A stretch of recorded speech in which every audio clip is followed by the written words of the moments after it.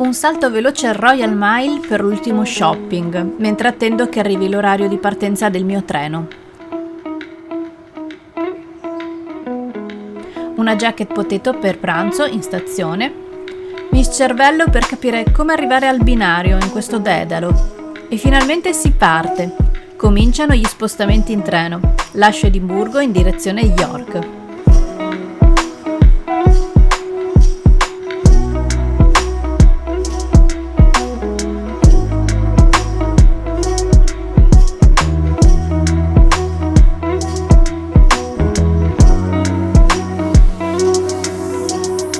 Chi mi segue da tempo sa che sono stata a York anni fa con degli amici, ma voglio spezzare il viaggio in treno verso sud e, visto che a York non avevamo visitato la cattedrale, che pare essere famosissima e bellissima, decido di farci tappa.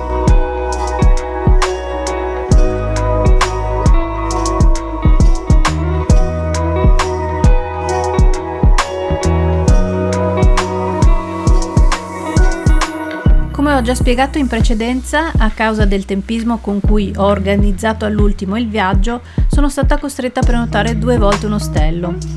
Questo di York, di positivo, ha che le parti in comune, che sono ristrutturate, sono davvero fenomenali ed il personale è cortese.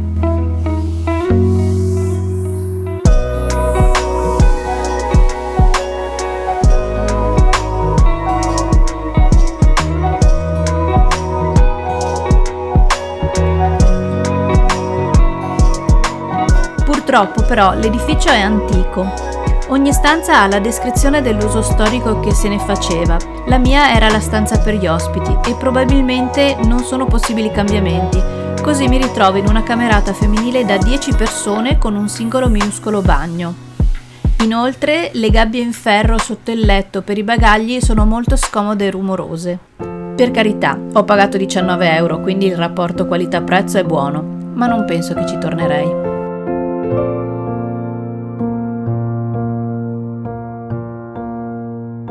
Come dicevo, ho solo una cosa da vedere a York, la cattedrale, quindi il restante tempo lo passo a gironzolare per il centro guardando le vetrine e i particolari delle architetture.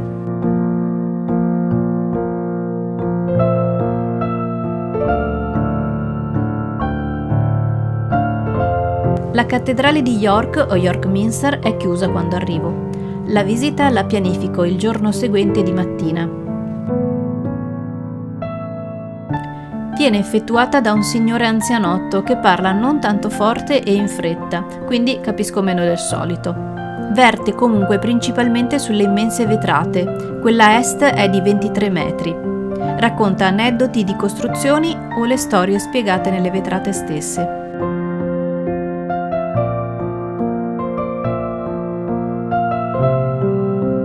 Mentre mi aggiro tra le navate ogni tanto sento uno strano scampanellio, ma non capisco che cos'è, poi lo scopro.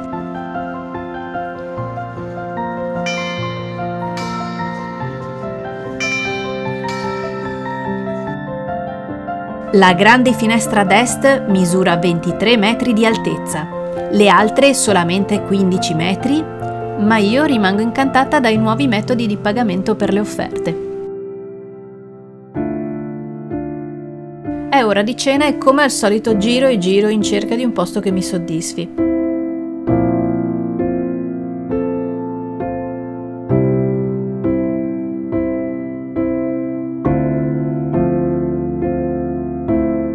Il pub del Vello d'Oro è curioso con la pecora appesa, ma pieno. Quindi ne scelgo un altro che mi ispira e scelgo bene. Buono Perino, buono. E poi la cameriera mi appella love, amore, come può non piacermi? E visto che sono in un pub, prendo il sidro. Ora, per strada avevo visto diversi cartelli su guide notturne della città. Mi fa specie girare di notte in solitaria, ma si vive una volta sola e sono curiosa, quindi partecipo a questa, The Original Ghost Walk. A farci da guida un signore così bravo che sembra un attore. Ci porta per le strade del centro e ci racconta per ogni luogo una storia. Assolutamente vera. Ci parla di fantasmi decapitati, di prigioni che trasudano sangue, fantasmi di romani e fantasmi di vichinghi. Il tutto finisce sotto il profilo suggestivo della cattedrale. Se capitate per York, fatela. La visita a York finisce qui. Se vi è piaciuta, ricordate di mettere like e iscrivervi al canale.